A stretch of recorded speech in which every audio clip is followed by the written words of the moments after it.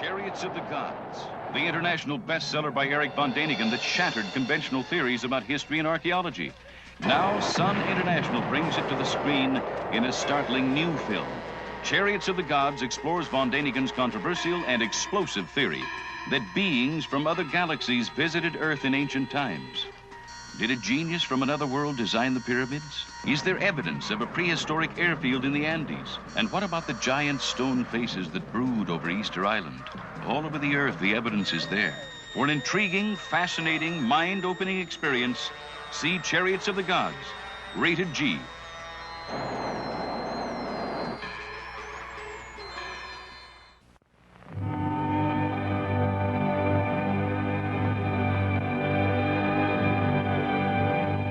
Space.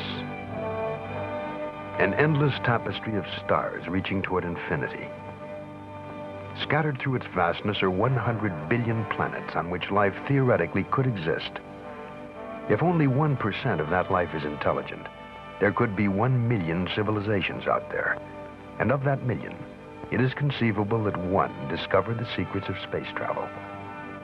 It is possible that ancient astronauts went in search of life beyond their own world and found it on the planet Earth. The existence of other intelligent beings in the universe intrigues the men of tomorrow's science, the exobiologists, students of life in outer space. Dr. Harold P. Klein of NASA's Ames Research Center.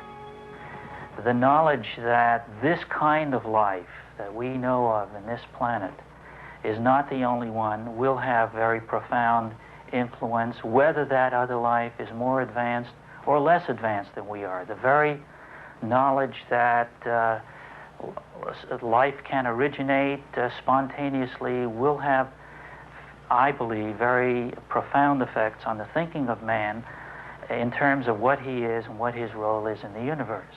Now, it has been suggested by other people that maybe life on Earth was brought here by a visitor from another planet. Dr. James Lawless. While this possibility is remote, it certainly can't be excluded on the basis of the results which we have found.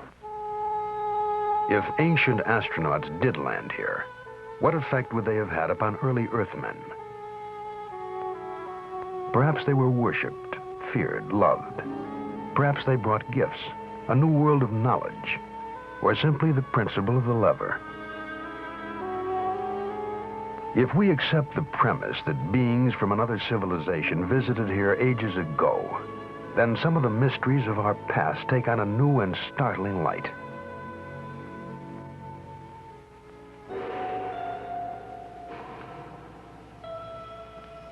The Baghdad Museum in Iraq has on display a clay vase dating back before the birth of Christ. The vase is also a 2,000-year-old battery. A small copper tube is placed in the narrow neck, and a rod made of a metal alloy is inserted in the copper tube. When filled with hydrochloric acid, it produces an electric current. The vase was, it seems, a primitive galvanic cell battery. Count Volta is credited with having invented the electric cell 2,500 years later. Was the secret of electricity revealed to man thousands of years ago? Is it possible that this planet Earth has been visited by travelers from outer space? Did they wander through the throbbing light years of the universe in search of other life and find it here?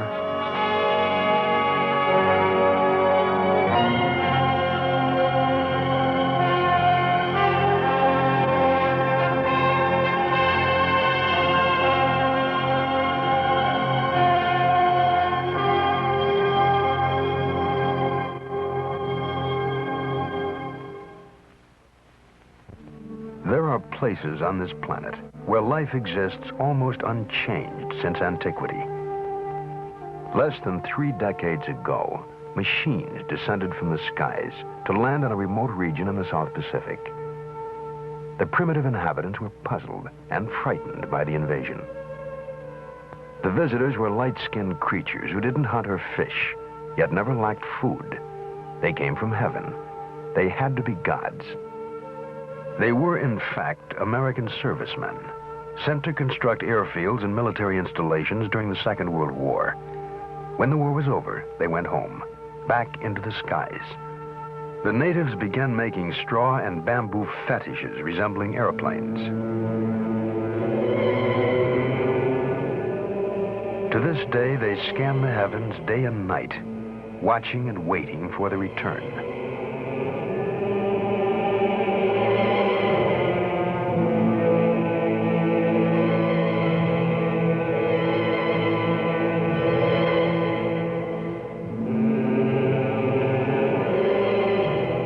A new religion, a new cult was born from the encounter between a primitive people and visitors from a highly developed, technically superior society.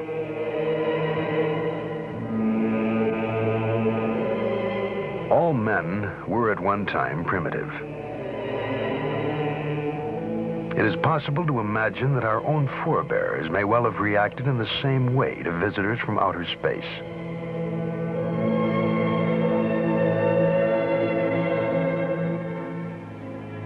The world is a storehouse, an archive of unexplained phenomena. Gigantic creations, in effigy of what? To appease or acclaim whom? Early stone carvers left silent records for their descendants, to tell us something, but not quite enough. Statues modeled after strange beings, statements to the scope of their awesome powers.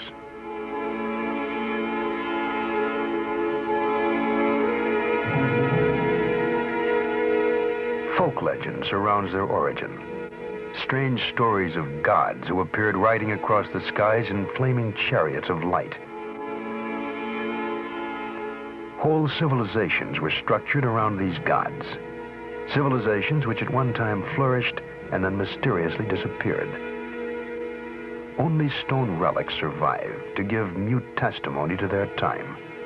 Their true history has been the cause of much scientific inquiry and romantic speculation.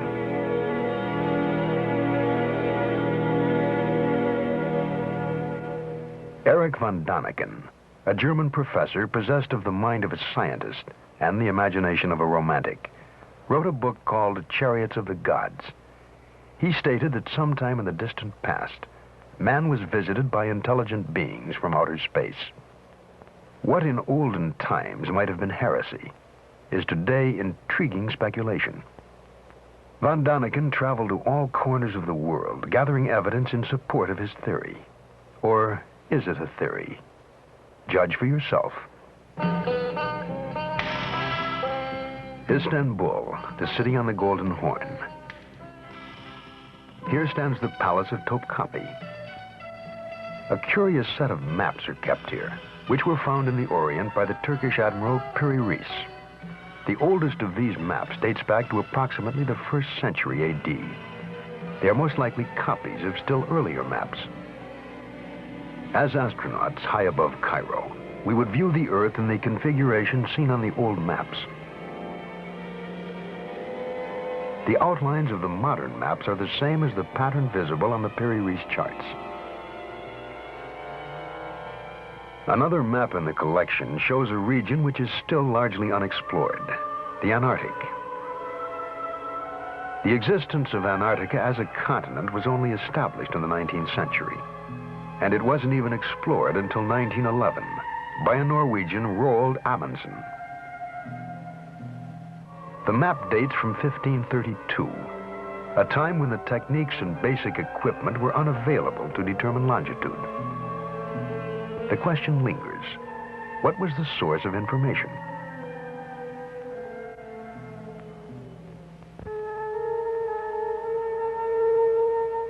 The world's first great cities might have been constructed, according to von Däniken, under the supervision of the same being who offered instruction for making the maps of Piri Reis. Teotihuacan lies on a broad, flat plain curtained by mountains in central Mexico. It was once the center of the highly advanced Aztec Empire. When the Spaniards arrived in the early 16th century, they found an established society of artisans and intellectuals. The name Teotihuacan means where the gods reside. And the city of the gods is dominated by the Pyramid of the Sun.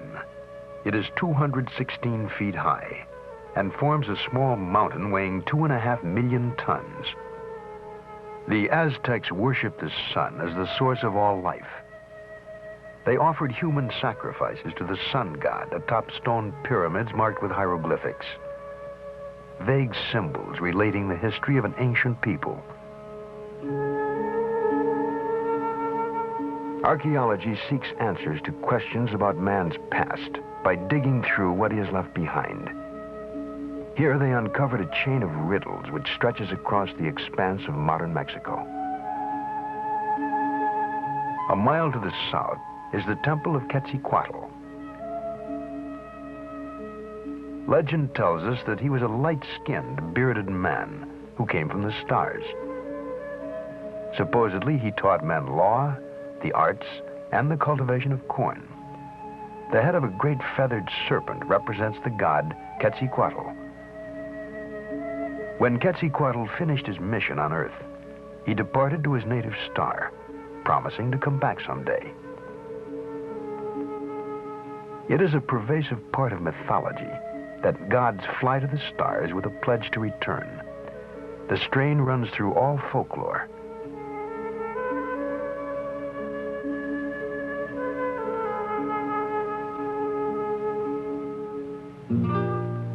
The ruins of the deserted city of Tula rest about 20 miles from Teotihuacan.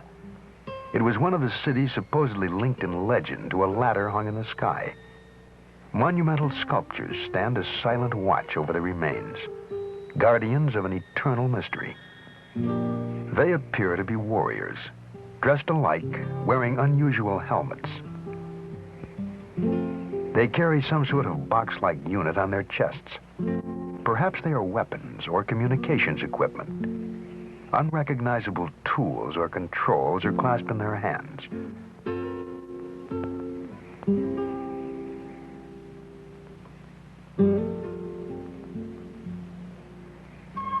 The nearby sacred well of Cenote forms a perfectly round crater in the rock.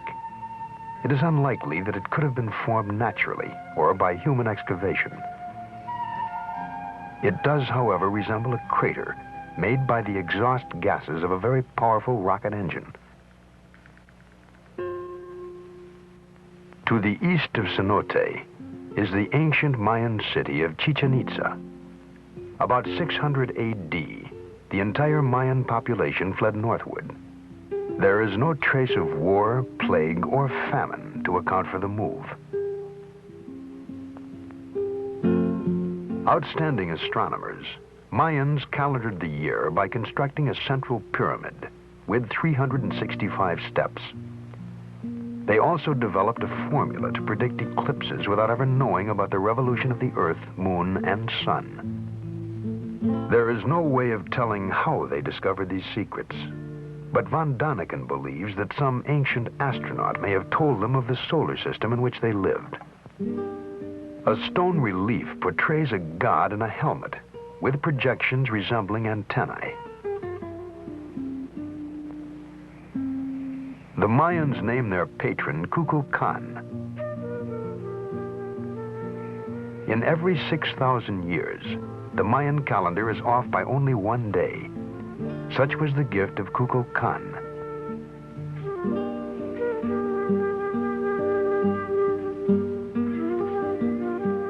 Kukulkan supposedly came from the stars and returned to them, leaving the Mayans to build observatories to search the heavens for him.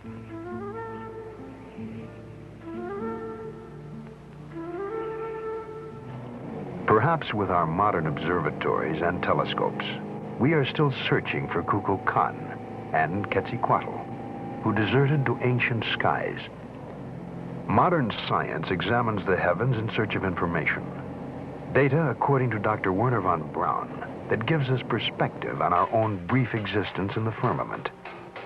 I think it is important to remember that distant stars are not only far away from us in terms of miles, but life on other planets can also be very far away from us in terms of time.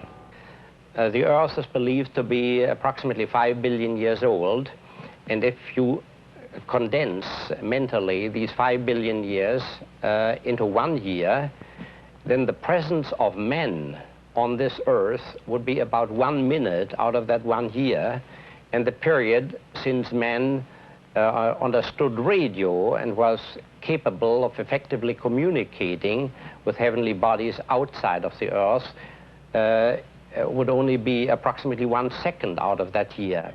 So if you want to communicate with another heavenly body and intelligent life thereon, you have to reach that other heavenly body also at a time when these people have invented the radio and know how to operate it and have their receivers going, so to speak. But we had no receivers going, even a mere 50 years ago. We were too busy with the steam engine and the biplane. Dr. Harold Klein. It is highly possible that advanced civilizations have in the past, or may in the present, try or have tried to contact us, to survey us, to watch us.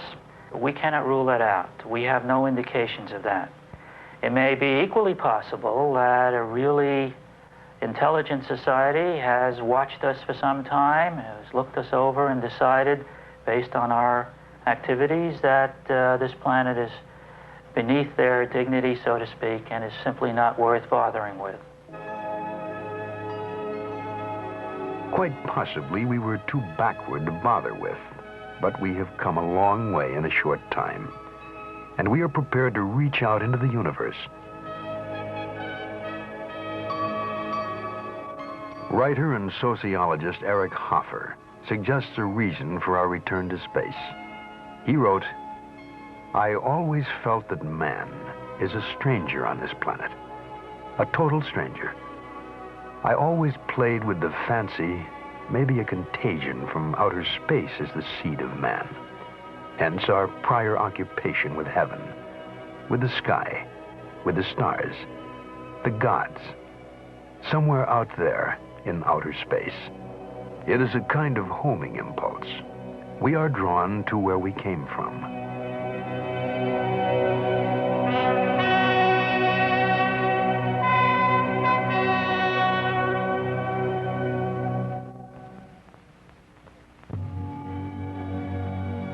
In the 7th decade of the 20th century, the landscape of the moon became familiar. Man went to the moon on his first mission in search of life. With him, he had to take his own life support system. He was encased in a portable environment, susceptible to deadly radiation. If space travelers from another planet were to visit Earth, they too might find the environment hostile, if not deadly. They too would have to travel as self-contained units. But whatever their basic forms, in appearance they may have resembled modern astronauts. On a rocky ledge in the Sahara Desert is a drawing estimated to have been painted there over 15,000 years ago. If not an astronaut, then what is this floating apparition?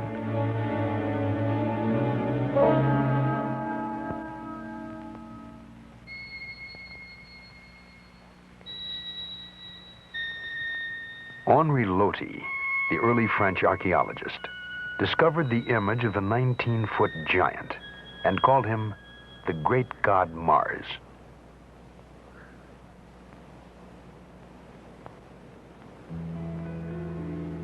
Across the Mediterranean, at Valcominica, near Brescia, Italy, rock paintings have tried to tell their story since before recorded time. They are portrayals of strange beings in bulky overalls. Their helmets seem to carry antennae. In their hands are clasped some manner of tool or weapon.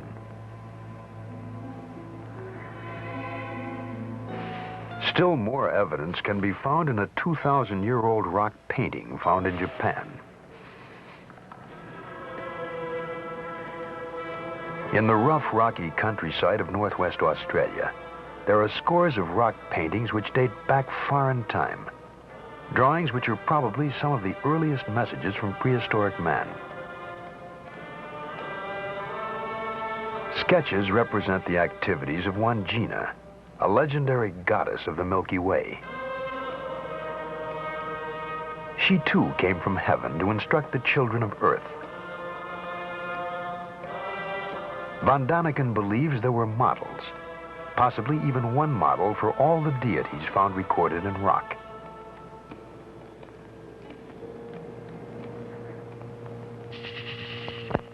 The mysteries of the past manifest themselves on all continents. Within the depths of a temple in the ancient Mayan city of Palenque in Central America, Von Daniken came upon a stone relief of what is apparently a man seated in a capsule, watching something intently.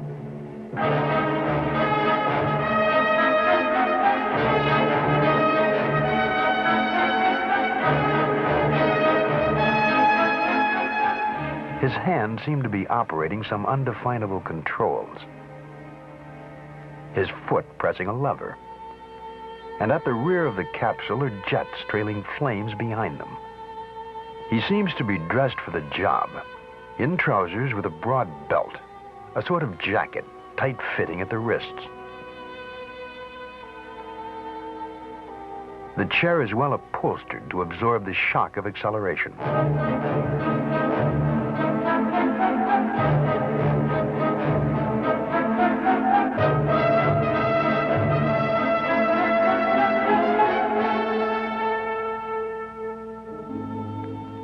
Mayan legend says that he represents their space-traveling god, Kukulkan, the winged god of Palenque.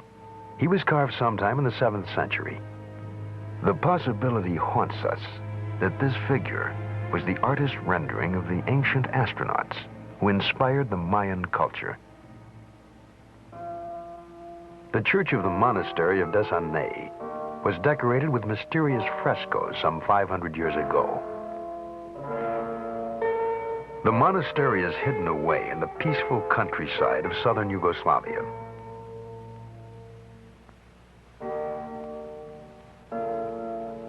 High above the chapel, almost out of sight, the fresco silently challenges our minds with its startling story. It depicts what may have been the first air battle to be witnessed by man, almost 500 years before the known discovery of flight.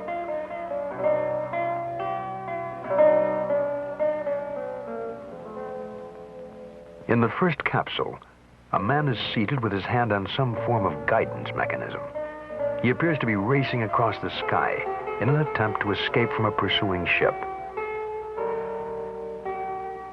We can easily imagine jets at the rear of these aerodynamic forms. On the earth below them, people cower in fear as this air battle wages in the skies. If not an astronaut, then what reality might have inspired the frescoes of Desanay?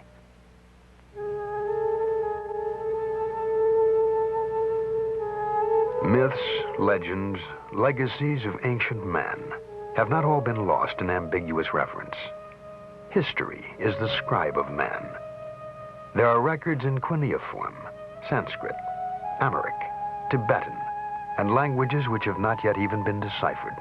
New texts are constantly being discovered.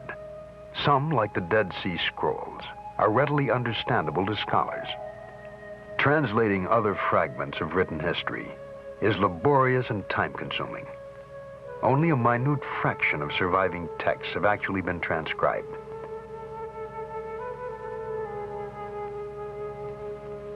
Accounts of godlike visitors abound. For example, in the books of the Tibetan Kanchur. The Kanchur consists of over 1,000 volumes containing the holy texts of Lamaism. Their secret code is the most complex ever devised. To date, only 1/100th of the Kanchur has been deciphered. The resulting translations are full of references to gods appearing in the sky, of the luminous pearls and transparent spheres in which they lived. Once the books have been further deciphered, they may well yield much more information about mysterious space visitors.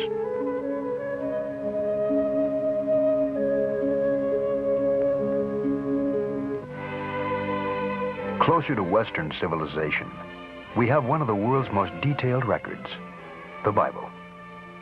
The Bible says that the Lord caused to rain upon Sodom and Gomorrah brimstone and fire. God sent his messengers to warn Lot's family of impending disaster.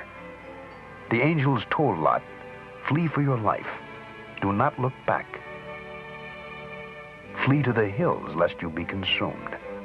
The messengers were insistent that he leave the city immediately. Von Daniken wondered if they had foreknowledge of an impending cataclysmic explosion.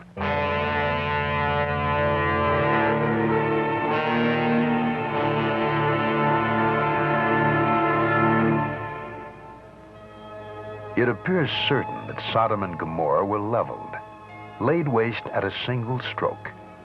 All traces of the communities have disappeared. So complete was the destruction. The report of the catastrophe ends.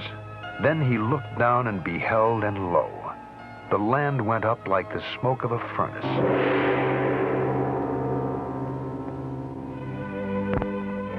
Mount Horeb in the Sinai Range rises more than 6,500 feet above sea level. Here Moses received the Ten Commandments. Here, too, he was given the blueprints for the Ark of the Covenant.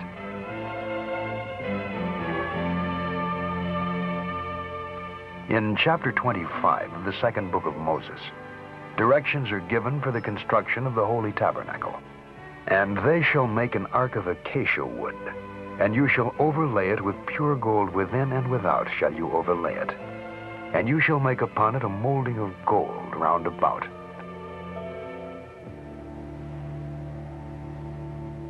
Moses was to provide special shoes and clothing, which would properly insulate his workmen.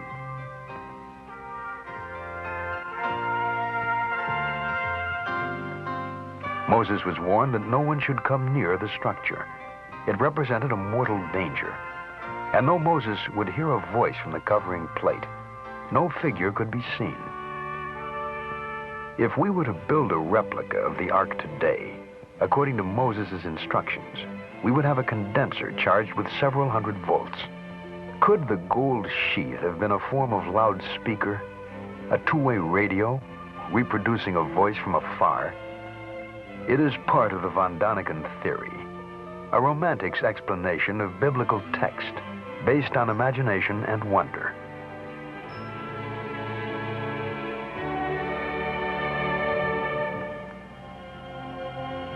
In the fragmentary histories from the Bible to the scripts of Babylon, there are tantalizing views of Earth, seen from the distance, seen from space, seen by whom? Was it the vision of ancient astronauts communicated to the primitive population of a still young planet Earth?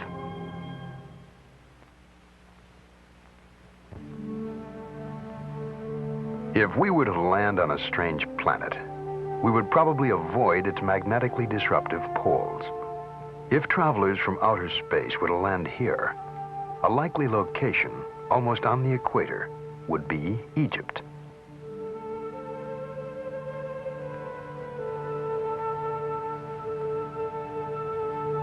The pyramids, eternal mysteries in themselves, provide additional evidence to support the premise that Earth was visited by ancient astronauts.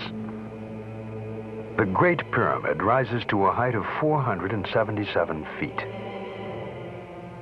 2,300,000 stone blocks, each a crushing 2.5 tons, each perfectly fitting, climbed toward the sky.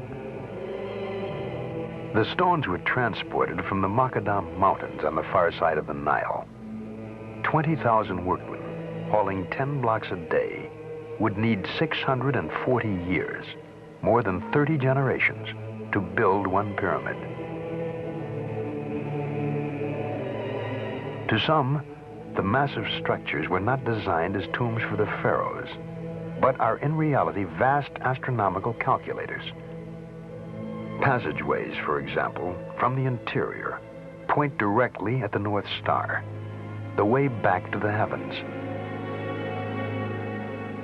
If we multiply the height of the pyramid by 1 billion, it equals almost exactly the distance from the Earth to the Sun.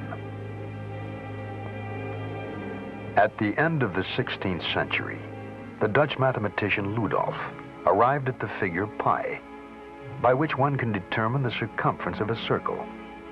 If we divide the perimeter of the base of the pyramid by twice the height, we get exactly the figure pi, which Ludolf only found 4,000 years later. All the evidence leads von Daniken to conclude that the pyramid is linked to the arrival of visitors from outer space, and that they may have used it as a marking place, a map reference for navigation.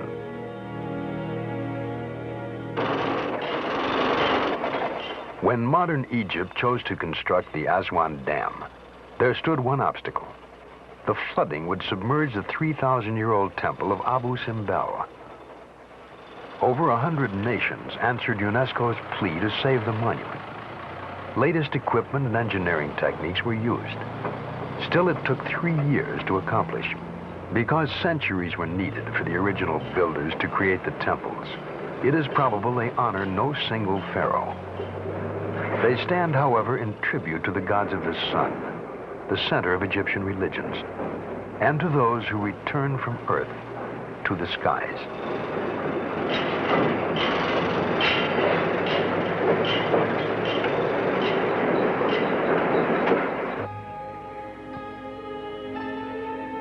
The Salisbury Plain lies along the Wales border.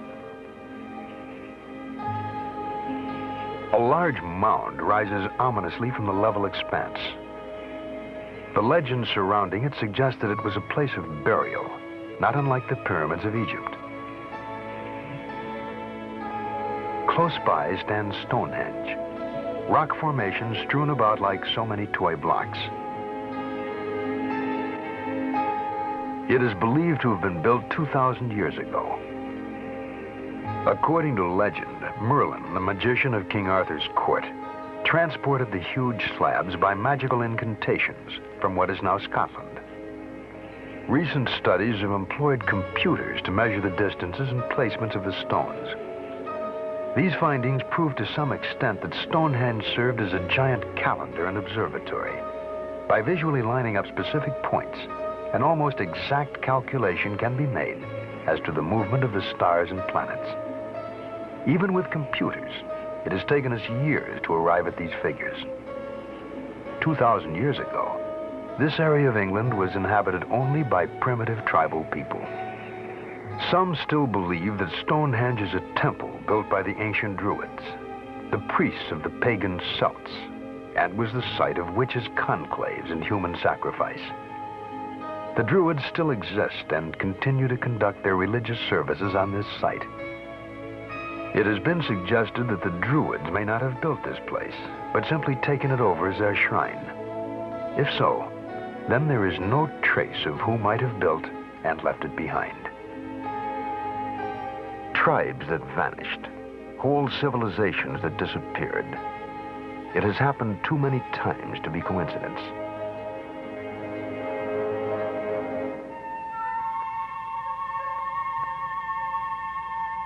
Guarding the headwaters of the Amazon River are the ruins of Machu Picchu, an outpost of Peruvian Inca society. Some archaeologists suggest that the Incas found they could not extend their empire into the treacherous Amazon jungle. And so, here they stopped, and here they died. There is a curious folk legend surrounding the origin of this fortress. It is said to have been built by a divine race of light-skinned, auburn-haired descendants of the god Viracochus, who arrived in a flaming chariot. Nothing remains of these supposed people, but the legend goes on to say that they abandoned their citadel and returned to the skies. They left only the ruins of their mountaintop city for us to wonder at.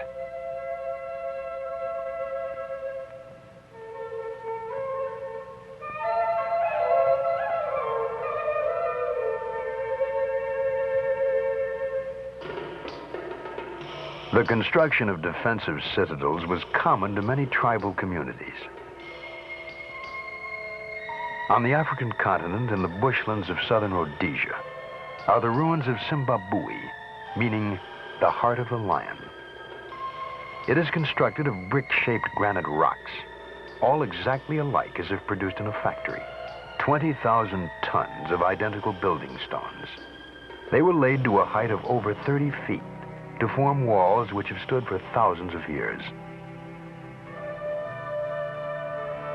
What masons trimmed and piled these stones with such astonishing perfection? Were they the ancestors of bushmen whose straw huts surround the ruins, or members of a visiting group of master builders? The mystery carried Von Daniken back to the Valley of the Kings in Egypt near Luxor. The valley was another royal burial ground of the pharaohs, the god kings. Not pyramids of stone, but a small mountain range converted to the use of the dead.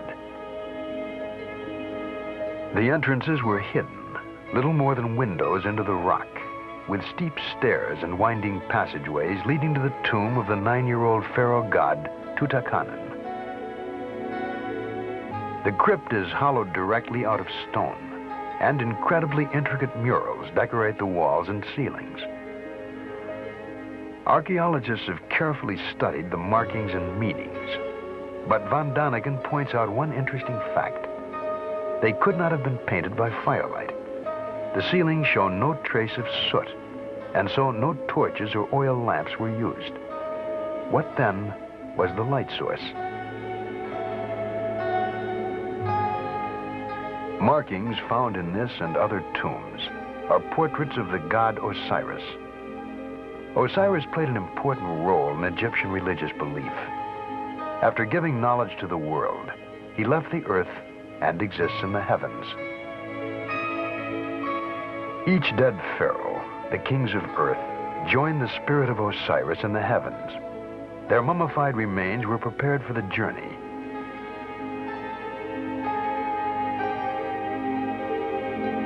In the golden armor casing, whom were they imitating?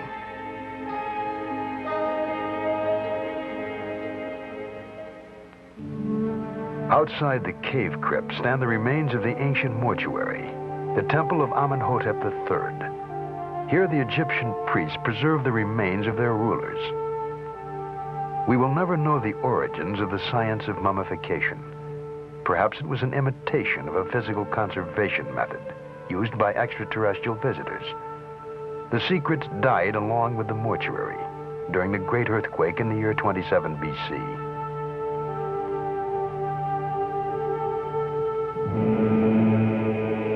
Some distance away, guarding the entrance to this temple of the dead, rests the Memnon Colossi, 2,000 years old, 52 feet high, each weighing over 1,000 tons.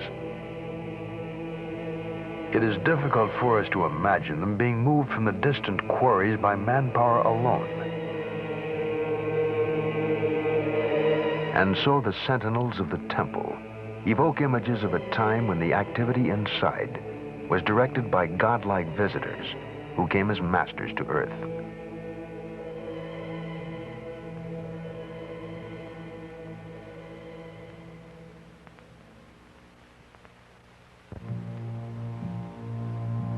The Sphinx, symbol of the riddle, the eternal enigma.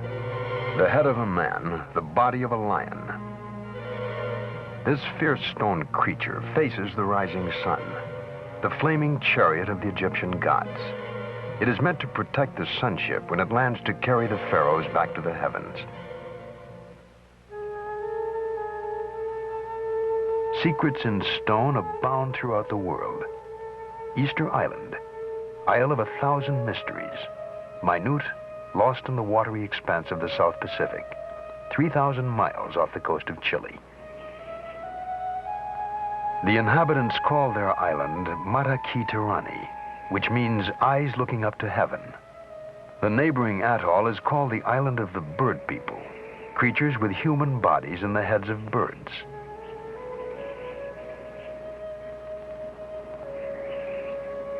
Von Daniken suggests that these bird heads could also be helmets equipped with a type of mask.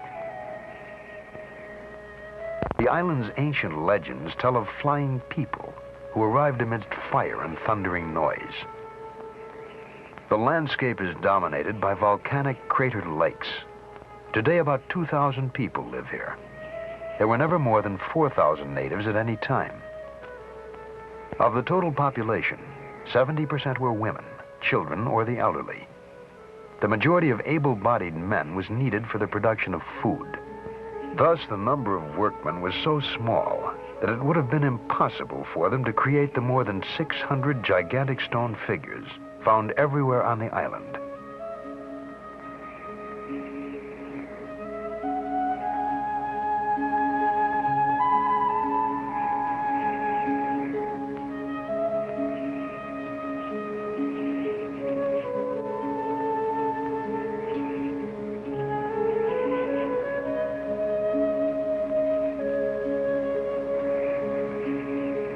Many of the stone gods stand 65 feet high and weigh nearly 400 tons. Most of the sculptures are but partly exposed. Only excavation reveals their true size. The figures are all the same, an unusual type of human wearing the same haughty, taciturn expression.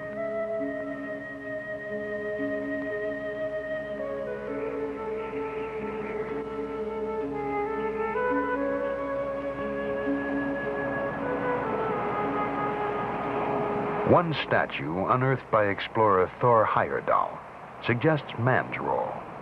Unlike the others, it has a rounded head and is kneeling. The workshop at the volcanic crater, Ranorara-Ku, has stone so hard that repeated hammering with a stone chisel hardly scratches it. The colossi carved here were removed to distances as much as 12 miles from this location. There was no army of slaves for labor, no wood for rollers, nor the slightest traces to suggest that the sculptures were dragged across the island. And so they lie here, mute, eyes looking up to heaven.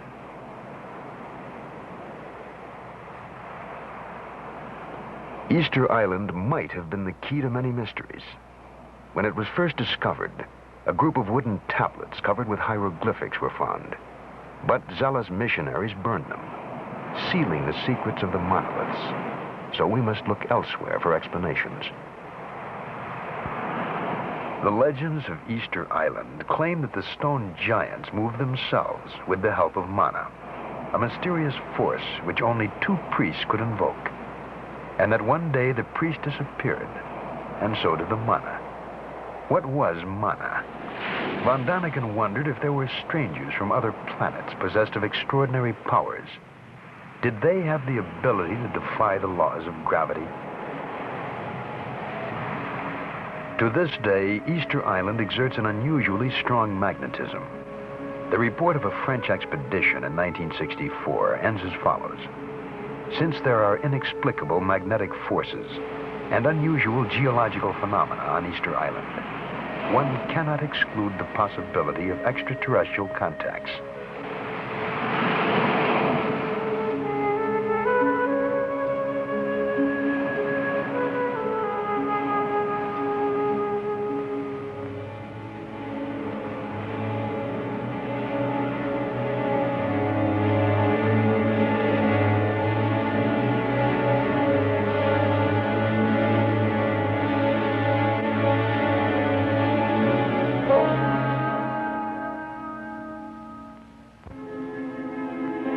Almost on a direct line from Easter Island is the Bay of Pisco, along the coast of southern Peru.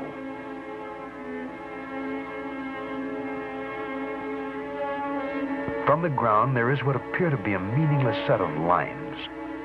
But from a high altitude, they form a trident 300 feet long, pointing the way inland. Pointing the way to what?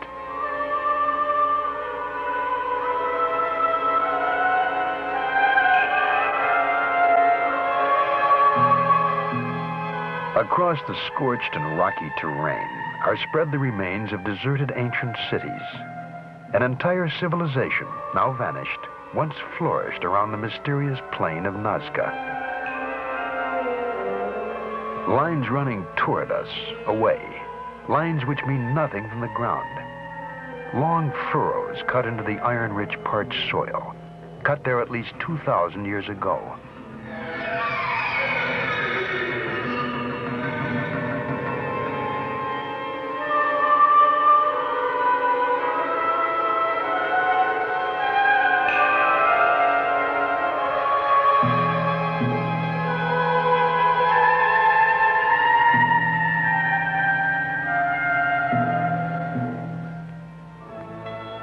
From a great height, from an aircraft, for instance, the lines fall into focus. We see a spider, an eagle,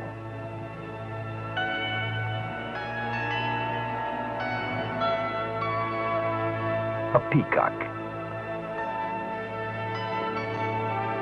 and a hummingbird, none of which can be recognized from the ground. And there is no observation point, no mountain nearby overlooking the plain. The giant drawings must have been directed by someone hovering high above.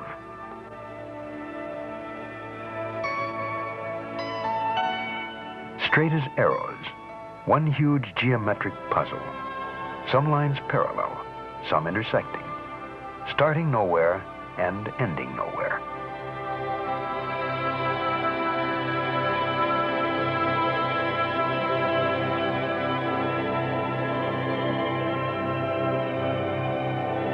The conclusion reached by von Daniken is that the lines represent a landing field. The plain of Nazca is a gigantic abandoned airport.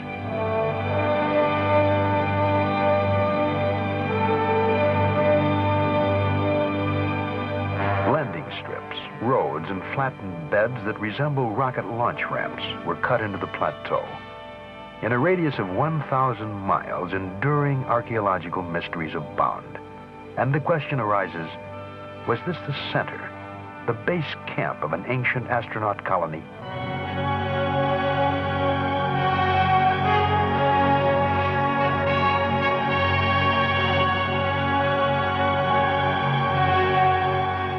Around the world, we have seen carvings in Japan, Egypt, Australia, Yugoslavia, and all bear a striking resemblance to the carvings at Nazca.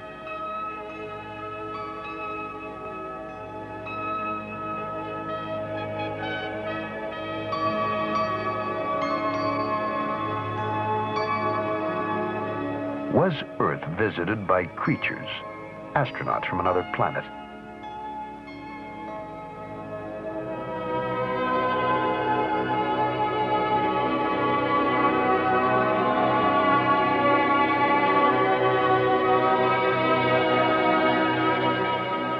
We have only fragments, but look up into the sky some clear starlit night and allow yourself the freedom to wonder.